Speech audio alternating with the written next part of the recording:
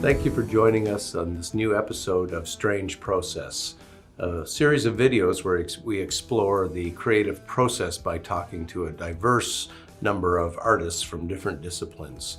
Today, we're lucky to have Bex Carney with us. Hi, Bex. Hi. Bex is the creative director for Circus Orange, which is a circus company in Hamilton. Maybe you can tell us a little bit about what it is you do.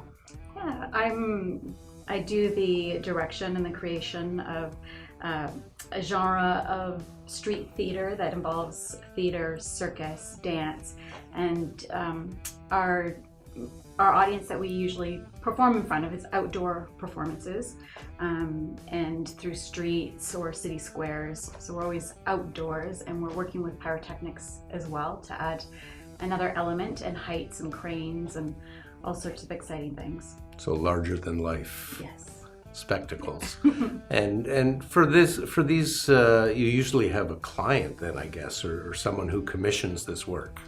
Yeah, I mean, there's different forms of it. Originally, both myself and my partner, who is the technical director, would come up with these ideas, and then we would pitch them. But then over time, people got to know who we were, and then they would bring us in to do different shows, and then they'd say, hey, we have an idea. Can you create this idea? And then we would go from there, and we'd look at the square, the environment, like when I say square, city square, the environment, the different stages, and then I would start creating from there, and then we would see what we could do for, say, an event, usually Christmas events, festivals. So the actual environment is a big driver of the end product? Not always, but if I'm creating a new show, yes, I have to look at what I have available. So if I only have a stage, then I'm going to work with that and a crane behind it usually. It's always dependent on budget as well. So there's the two big factors. We usually, yeah, I would say the environment for sure. I've been trying to relate these interviews back to the process that we follow as architects, and I found some differences and similarities with some of the artists we've been talking to. I mean, we always have a client, we always have a budget, unlike someone who's painting, who might just be painting a picture or a piece that they hope someone will be interested in someday. So it sounds like there's similarities in the situation we're in, was where there's a reality that sort of looms over the whole production. Absolutely, because there can be a budget presented to me, and they want the huge element, the aerial element and whatnot, and I'm like, well, I can give you a dance performance with pyrotechnics added into it, and then I work artistically from there and see what I can come up with, and I always make sure that it looks fabulous. So you get the biggest bang you can for the dollars that are available. Yeah. And what about the process? Like, what is the idea? Do you start with an idea of what it might look like in the end and work backwards from there, or? Oh, it's so complicated because my process is diverse. If I'm presented with a theme right out of the gate, then I usually attach, say it's a Christmas show, then I go, okay, I know I have white costumes. White, that's a color. I have silver, those are silver costumes. Okay, now what characters do I have in existence that I can bring back, that I can play with, and we can grow? And then, so I'll go from, and then I'll go, I'll go to the music and figure out the music and be inspired. So I'll listen to hours of music. Then Is original music for the play? Or? No. Yeah. No. The budgets that exist. Right. That's okay. Sadly, two of our main shows, they have original music by a local artist. Right. And so the process is that if it's a theme now. So what other theme besides Christmas? Can you think of an example? Well, we often, because we were fire and we were doing a lot of winter shows, with Fire and Ice was a big one. Canada Day.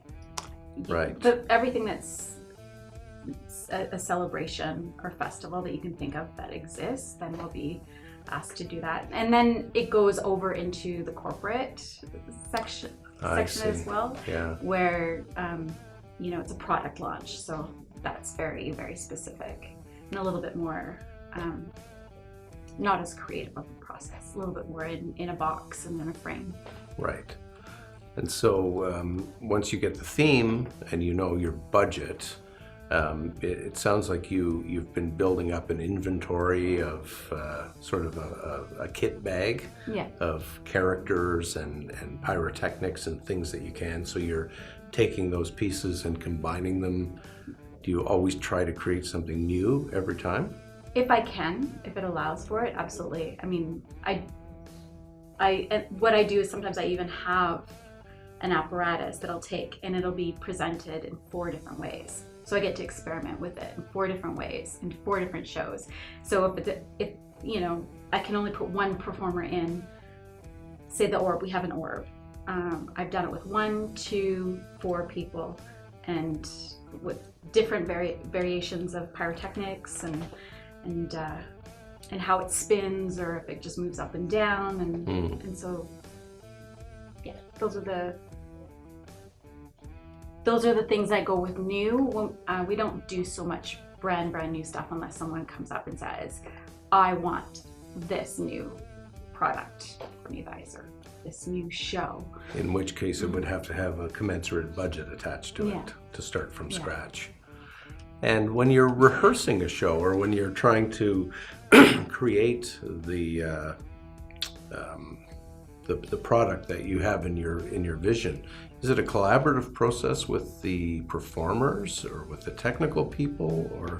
It is. The collaboration exists I'm always inspired by the human I'm working with, and a lot of the times they'll have their own act, and on something this year it was a ladder, and Holly, one of our performers, has performed it in different ways, and I thought, well, wow, I would love to experiment with this. And so I approached her and she said yes, which was exciting. And we did something it was one of my favorite pieces in the show, but we did this crazy flying through the air. Did you see that? Was this Super Crawl last year? No, I did not see it this time. No. Yeah, it was this big ladder and it just flew from side to side, and the performers were on it. And it was magnificent. So you're a performance artist, really. This is yes, yeah. The ultimate goal here, rather than in my case is a building, or in someone else's case is a piece of recorded music. Yours is a performance that lasts a very specific period of time, and then doesn't exist anymore, other than in photographs or videos. Yeah. And do you document them very carefully? Not right now. Now with all the cell phones and the media that exists, we get a lot of people submitting images to us, which is fabulous. We used to document it every one of our shows, but yeah, I think with social media we have a lot of that, and we always have a camera taking footage for us, and then we do edits, and it's also for my reference as well, so I can go back to it and I can look to see what I've done, because sometimes I forget I've done so many shows. And so they're always it's always really good to capture. It's hard, but it's not hard, but it's if I'm directing, I'm not in that, like, let's capture this. That's not what's important to me. The most important thing for me is getting the performance out and having that audience experience it right there. Right? It's not about the film that exists after, it's the experience. And that's the biggest importance thing for me for Circus Orange has always been, what kind of experience can I give my audience? And where can I push boundaries? Right. Well, you said that you want to push boundaries. Yes. Oh, yes. You pushing the boundaries of yourself, the audience? Myself, the audience, what we can get away with the special effects, the craning, stunts, we're always working with safety, but we're always going to give you something that you have most likely not seen before. And so that's the end result. And excuse me. So you chose you started as an actor. Yes. I presume auditioning for roles and doing theater and doing film and that sort of thing. And so why would you morph into this kind of a creation? What was there something in your former career that just wasn't satisfying you? As you thought there was something you couldn't achieve?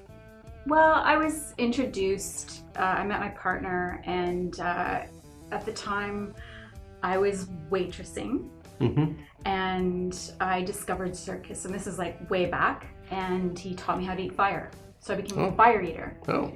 And soon after that, people were hiring us to do shows, and so I was on stage all the time, which at that time was very exciting to be engaged in thousands of people all the time. And I was on television shows and traveled all over the world with it. And but then came back and decided that we wanted to grow and do something more. And we also did some pretty wacky shows, just the two of us, in nightclubs and performance art based that probably no one will ever see and that no one has access to. But it's then we grew, but we had an idea. We had a larger idea, and with luck, we were presented with the opportunity to grow. It sounds like the process itself and the end result is quite experimental, is it? Yes. Yes. So experimentation is a big part of your process? Yes.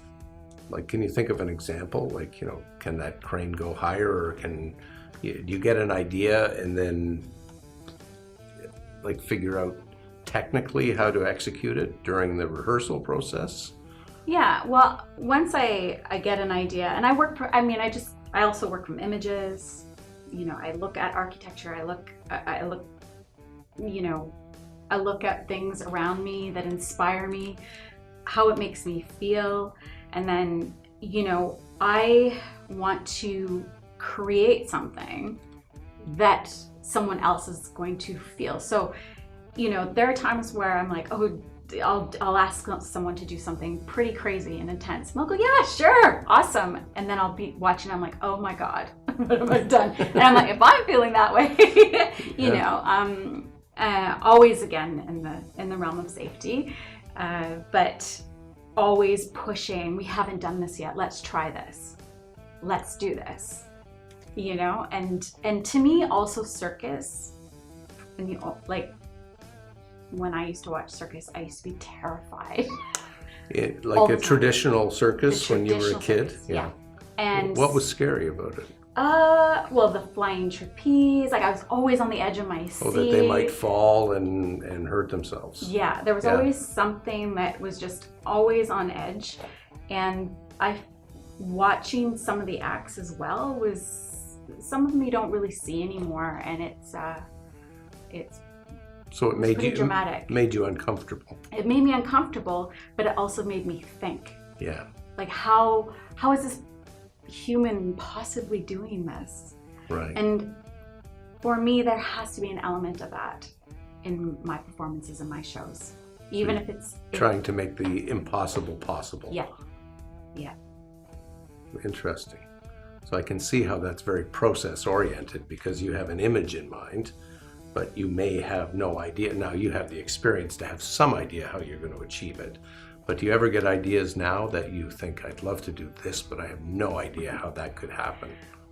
I always think there's a way. That is the one, I don't believe that there's nothing we can't do, we can't create. But I have I have ideas that could run for another 100 years that I could create. I always think, wow, I've completed this, it's done. And then I get another idea. And you can use these ideas again. Oh, I guess in combination. Yeah, I'm actually starting to I have so much content that I feel I would like to capture in a different way, so I will be bringing it to film.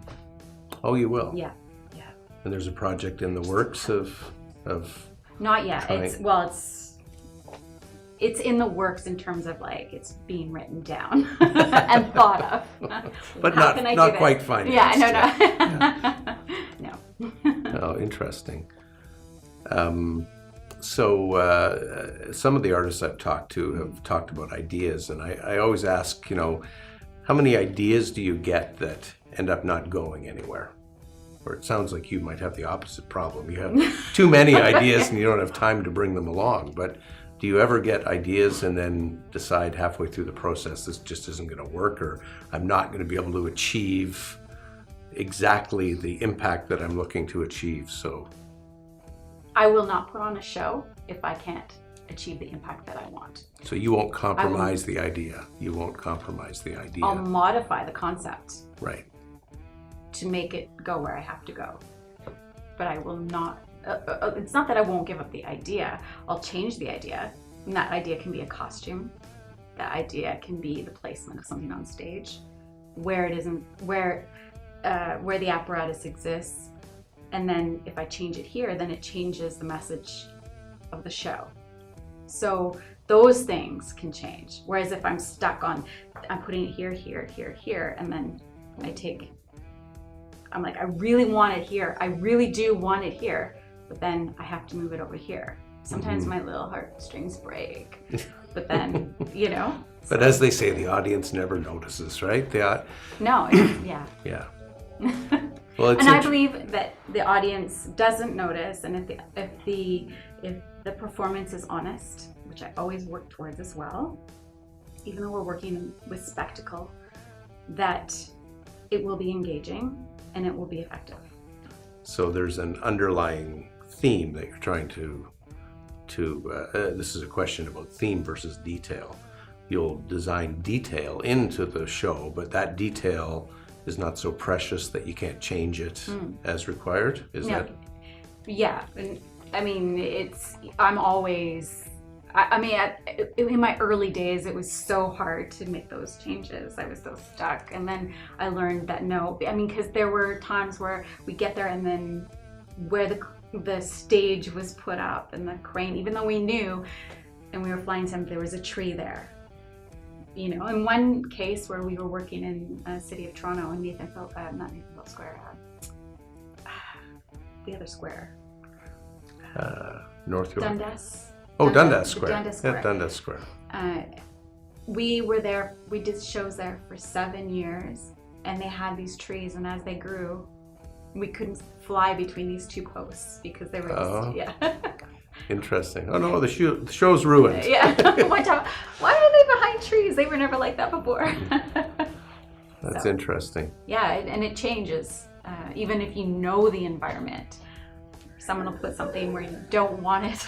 You have to work around it. And as you mature and grow as a curator and artistic director, you find that your attitude towards these changes is more flexible now? Is that what I heard you saying, that you're... I am way more flexible. I think that in the end, if, again, going back to being honest and sticking to honest performances and I think just honest performances. So a set of principles or like a vision for what is happening, and the detail can be flexible around that. And I think that the audience will feel that, and those changes will never be felt. The only person who's going to know and obsess about them will be me. But I mean, even more than that, the audience might notice that there's something directly reacting to how they're behaving, which probably makes the performance all that more powerful because you increase the level of engagement with the audience. Yeah. Yeah. Oh, interesting. Well, it's been very interesting, Bex. Thank you for coming in today. You're welcome. And I appreciate your time. Thank you. We've been talking with Bex Carney, the artistic director of Circus Orange. Please join us again for the next installment in the series of Strange Process. Bye for now.